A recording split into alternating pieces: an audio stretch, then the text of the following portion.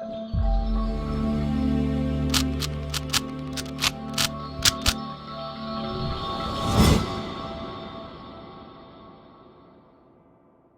guys, welcome to Vibha classes. I hope you like my videos. If you like my videos, please like, share and support our channel.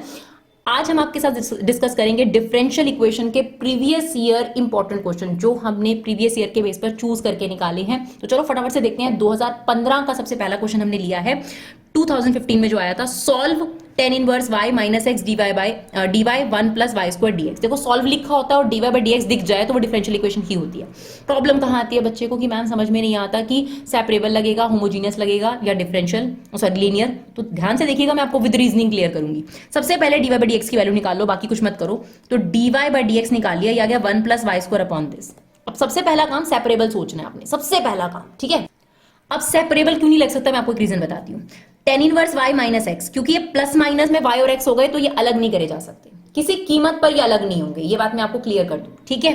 तो अब separable cancel हो गया, ठीक है ना।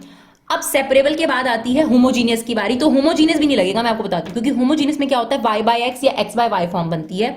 और tan inverse के अंदर आप कोई छेड़छाड़ नहीं कर सकते, यानी आप tan इनवर्स के अंदर, लॉग के अंदर, साइन के अंदर, e के ऊपर y बाई एक्स या x बाय y नहीं बना सकते अगर ऑलरेडी बना हुआ नहीं है। तो ना यहाँ सेपरेबल है ना यहाँ होमोजीनियस है, तो बचा कौन, लीनियर। अब लीनियर की कौन सी फॉर्म हो सकती है, लीनियर की फॉर्म होती है dy by d x plus p y is equal to q, या होती है dx by d y plus p x is equal to q. अब ये वाली फॉर्म तो यहाँ नहीं बन रही, क्यों नहीं बन रही, क्योंकि आप देखो डिनोमिनेटर को आप ब्रेक नहीं कर सकते। अब आप 1 अपॉन दिस करोगे तो इसमें y और x इकट्ठे ही आ जाएंगे, और दिस अपॉन दिस करोगे तब भी y और x इकट्ठा आ जाएगा। और जब हम लीनियर बनाते हैं तो जो q होता है आपके पास, या तो प्योरली x में होगा या प्योरली y में होगा, दोनों में नहीं हो सकता। तो इसका मतलब ये वाली फॉर्म तो नहीं है, तो मैंने इसीलिए इसका रेसिप्रोकल लिया। सबसे पहले मैंने आपको ये बताया सेपरेबल नहीं लगेगा, होमोजीनियस नहीं लगेगा, लीनियर लगेगा। अब लीनियर में मैंने आपको बताया डी बाई डी एक्स क्यों नहीं लगेगा। सारे क्वेश्चन मैं ऐसे ही कराऊंगी आपको। ये देखो मैंने इसका रेसिप्रोकल ले लिया। अब आप ब्रेक करो, क्योंकि डिनोमिनेटर कभी ब्रेक नहीं होता, ये मत कर देना this upon this, this upon this, denominator break नहीं होता। tan inverse upon this, this upon this. अब देखो क्या हुआ, ये प्योरली y में आ गया ना, प्योरली y में। और यही मैंने आपको बोला q या तो प्योरली y में होगा या प्योरली x में, या कांस्टेंट हो सकता है। अब जो x और y मिक्स वाला होता है वो हमेशा dy बाई dx इसके साथ आ जाता है। तो ये आ गया इधर, ये देखो आ गया। अब अपनी फॉर्म लिखो, क्या होती है dx by dy plus p x is equal to q. तो x छोड़कर p हो गया 1 अपॉन 1 प्लस वाई स्क्वायर, और q हो गया हमारे पास ये, ठीक है। उसके बाद हम क्या निकालते हैं, इंटीग्रेटिंग फैक्टर। तो चलो फटाफट से निकालते हैं इंटीग्रेटिंग फैक्टर। इंटीग्रेटिंग फैक्टर का फॉर्मूला होता है ई पी डी वाई। तो dy के रिस्पेक्ट में ही लोगे आप सब कुछ, ठीक है ना। ये किसका होता है, tan इनवर्स y का। तो ये हमारा इंटीग्रेटिंग फैक्टर आ गया। अब हमें आगे का फॉर्मूला लगाना होता है x into integrating factor q into integrating factor dy। तो x into integrating factor q हमारे पास ये था, और ये हमारा इंटीग्रेटिंग फैक्टर। अब देखो यहाँ पे सब्स्टिट्यूशन लग रहा है साफ साफ। सबसे पहले सब्स्टिट्यूशन सोचा करो, सबसे बेस्ट है या तो नॉर्मल इंटीग्रेशन या सब्स्टिट्यूशन। तो tan इनवर्स y को मैंने यहाँ टी लेट कर लिया, ठीक है ना। ये आ गया आपके पास। अब ये एज इट इज चल रहा है आपके पास, इसको हमने टी लेट करा है, ये एज इट इज था, और यहाँ पर e की पावर t हो गया, और ये हमने रख दिया। ये इससे क्या हो गया, कैंसिल आउट। अब ये जो बचा इसमें लगेगा बाय पार्ट्स, क्योंकि दो वेरिएबल्स अगर मल्टीप्लाई में चले तो बाय पार्ट्स लगता है। जो आइलेट रूल के अकॉर्डिंग ये हमेशा लास्ट होगा। तो ये फर्स्ट हो गया, सेकंड हो गया। First as it is e की पावर t का इंटीग्रेशन, e की पावर t, फर्स्ट का डेरिवेटिव, सेकंड का इंटीग्रेशन ले लिया मैंने, और फिर होल का इंटीग्रेशन, ठीक है ना। अब e की पावर t का इंटीग्रेशन, e की पावर t, इसमें से क्या कॉमन आ रहा है, e की पावर t। और उसके बाद हमने t की वैल्यू रख दी which is tan inverse y, रख दी, क्लियर। उसके बाद मैंने एक स्टेप और लिया, बस ये वाली जो चीज है ये मैं इस दोनों के नीचे ले गई। जब मैं इसके नीचे ले जाऊंगी तो ये कट जाएगा, और इसके नीचे ये एज इट इज आ गया, राइट। चलिए देखते हैं नेक्स्ट क्वेश्चन। चलिए क्वेश्चन नंबर 2 हमने लिया 2017 का, क्योंकि 2016 का क्वेश्चन बिल्कुल 2015 जैसे क्वेश्चन था, सिर्फ उसमें dy by d x form थी, ठीक है ना। अब ये हमने लिया। अब सवाल ये उठता है कि ये क्या होगा। तो सबसे पहले एक काम करते हैं, पहले ये चेक करते हैं क्या ये सेपरेबल हो सकता है, नहीं हो सकता। तो मैं आपको एक क्लियर कर दूं, सेपरेबल से पहले मैं होमोजीनियस क्लियर कर देती हूँ कि होमोजीनियस कतई नहीं हो सकता। क्यों, क्योंकि कॉस के अंदर, साइन के अंदर हम x by y by x form नहीं बना सकते, तो होमोजीनियस नहीं है। अब या तो ये सेपरेबल है या ये लीनियर है। सेपरेबल के लिए पहले मैं dy बाई डी एक्स निकालने की कोशिश करूंगी, बट अगर आप देखो तो ये लीनियर बड़ी क्लियर दिखेगी। पहले तो सबसे पहले dy बाई डी एक्स का कुछ नहीं होना चाहिए x, तो मैंने पूरी इक्वेशन को x से डिवाइड कर दिया। तो ये हो गया dy बाई डी एक्स, ये हो गया y बाय एक्स, और ये बन गया। आप देखो सामने देख के पता चल रहा है ये लीनियर है, क्योंकि मेरे को क्लियर था या तो ये सेपरेबल है या ये लीनियर है ना। तो मुझे देखते पता चल गया ये लीनियर है।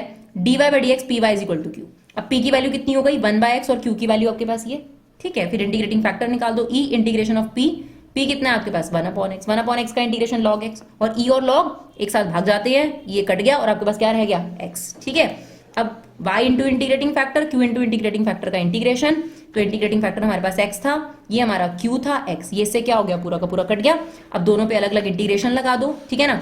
यहां पर बाय पार्ट्स लगाओ, देखो दो चीजें ना, इसमें बाय पार्ट्स लगाओ ये ऑटोमेटिकली हो जाएगा, तो इसमें मैंने बाय पार्ट्स लगाया, x as it is cos x का derivative sine sorry integration sine x, x का डेरिवेटिव 1 cos x का integration sine x, then whole का इंटीग्रेशन, ठीक है, और ये एज इट इज। अब देखो ये पूरा इससे कट गया और ये हमारे पास वैल्यू आ गई।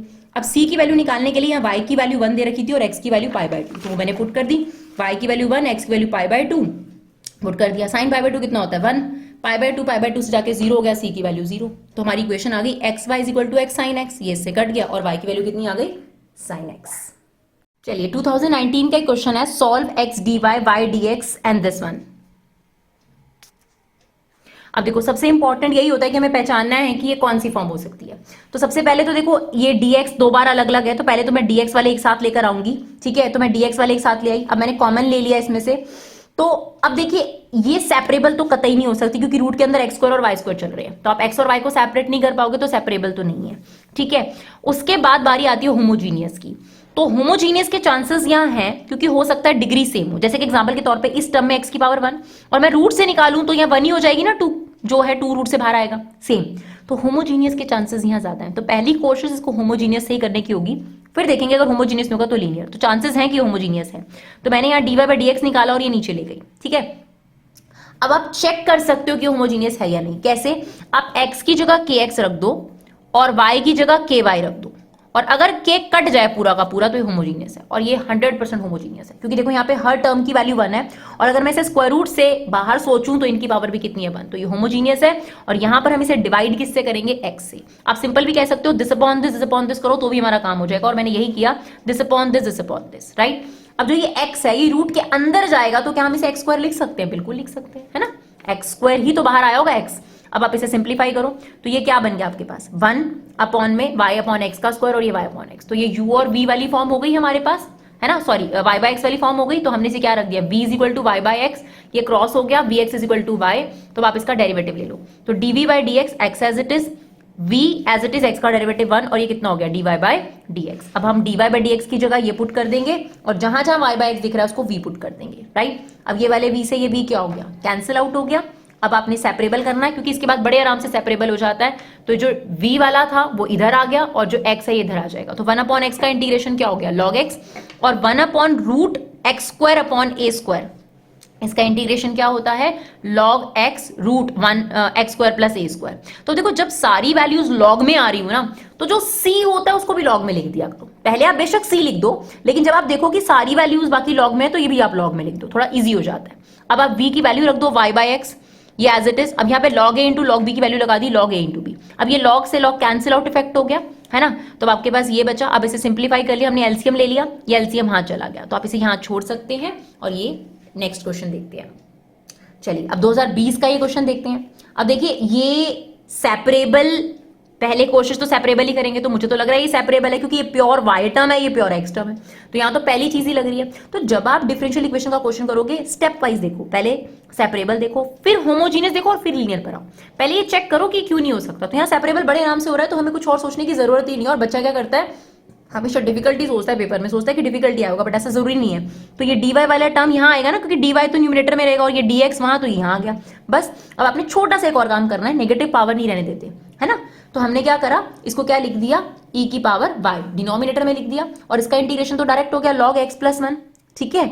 अब मैंने यहाँ पर log c लिख दिया, क्यों लिख दिया मैम, आप c लिख दो कोई दिक्कत नहीं है, अगर यहाँ वाला आंसर भी log में आएगा तो आप इस c को log c लिख देना, ठीक है, नहीं तो इसको c रहने देना। अब मैंने इसका एलसीएम लिया, ये हो जाएगा 2 plus e y upon e y ऊपर आ गया, ठीक है। अब यहाँ पे बड़े आराम से सब्स्टिट्यूशन लग रहा है बच्चों, अगर आप इसे t लेट करोगे, देखो 2 प्लस ई वाई को लेट करोगे तो 2 का डेरिवेटिव 0 और e की पावर y का डेरिवेटिव e की पावर y। अब आप क्या करोगे, dy की जगह रख दो dt अपॉन ई वाई, ये इससे कट गया। अब 1 अपॉन t का इंटीग्रेशन क्या हो जाएगा log t, ठीक है ना। अब आप मान लो कि आपके पास ये एज इट इज चल रहा था ये, अब देखो यहाँ वाली वैल्यू भी log में, यहाँ वाली तो c वाली वैल्यू को क्या रखोगे आप log में ही रखोगे। और log a इंटू b क्या होता है, log a plus log b क्या होता है log a इंटू b, ठीक है ना। अब t की वैल्यू डाल दी हमने, अब ये log से log का क्या हो गया, कैंसिल आउट इफेक्ट हो गया।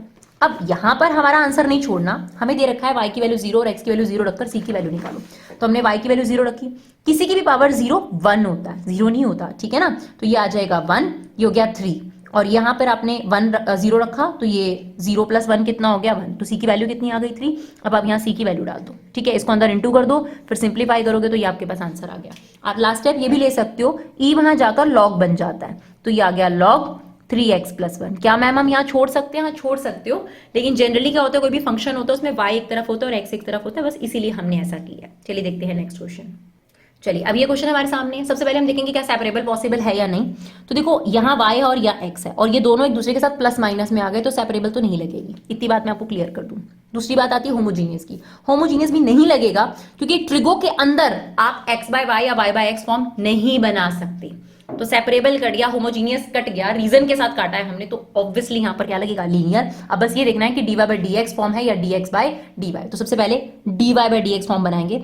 तो पहले मैंने इसको राइट साइड पे ले लिया, राइट। अब मैंने dx/dy लिया, पहले ही देखते dx/dy, ये इसके उसमें आ गया। अब देखो प्रॉब्लम क्या होती है, डिनोमिनेटर ब्रेक नहीं होता, कभी भी ब्रेक नहीं होता। डिनोमिनेटर को नहीं तोड़ सकते दिस अपॉन दिस, तो पॉसिबल नहीं होगा। और लीनियर में मुझे दो वैल्यूज तो चाहिए ना, एक प्योर x वाली और एक x और y वाली होनी चाहिए, तो वो नहीं हो पाएगी, यहाँ पे सब मिक्स हो रहा है, तो मुझे इसका रेसिप्रोकल लेना पड़ा dy/dx। अब देखो, अब मैं बड़े आराम से दिस अपॉन दिस करूंगी, this upon this, this upon this, तो माइनस माइनस प्लस हो गया।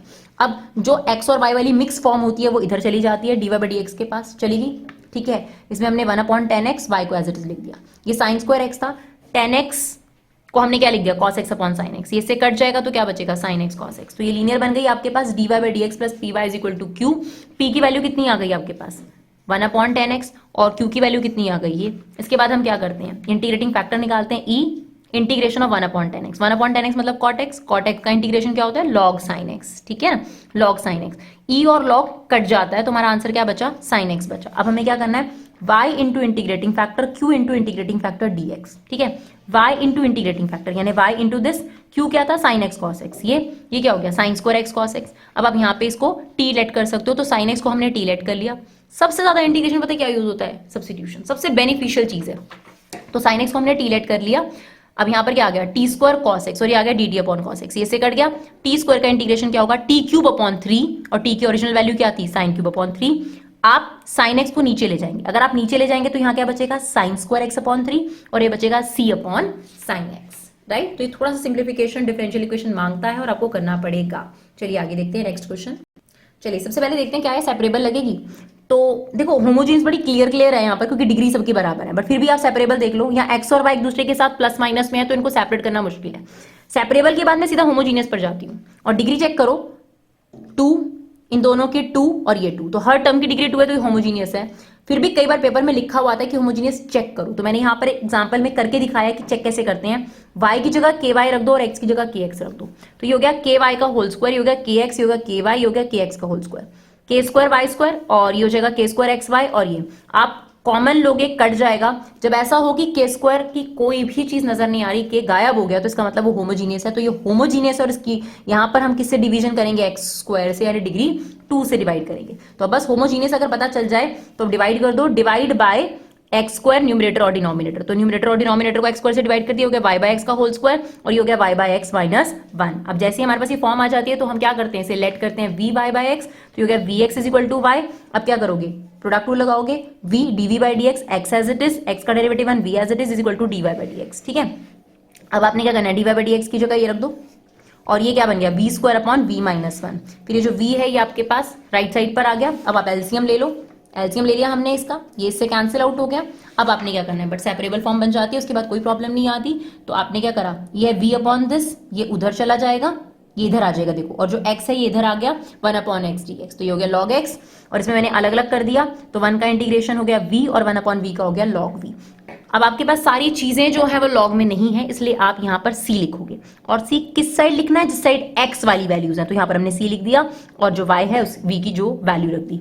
अब ये थोड़ा बहुत सिंप्लीफिकेशन मांगता है, तो थोड़ा बहुत आप एलसीएम वगैरह लेकर जहां पर आप कर सकते हो सॉल्व कर सकते हो, या फिर इसको इसके साथ भी ला सकते हो, नहीं तो आप यहाँ पर छोड़कर बाकी क्वेश्चंस के लिए भी ट्राई कर सकते हो। बट डिफरेंशियल इक्वेशन थोड़ा सा ऐसा है डियर जो आपसे थोड़ा सा सिंप्लीफिकेशन मांगता है।